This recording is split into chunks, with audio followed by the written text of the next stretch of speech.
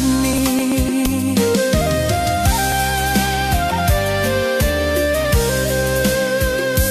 នាងអើយបេះដូងនាងសាងពីវ័យបាននាងយកដី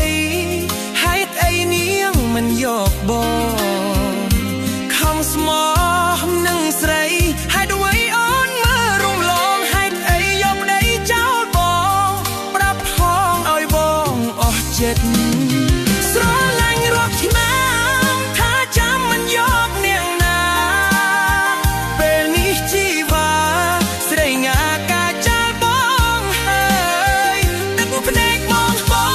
ក្របីតស៊ូរកណានត្រើយខ្ទួមចាស់គេចោលយើងហើយអោទឹកភ្នែកអើយឈប់ហូរទៀតទៅអូនបានប្តីហើយសូមអូនបានសុខថ្ងៃនេះទៅមកអូនសុខ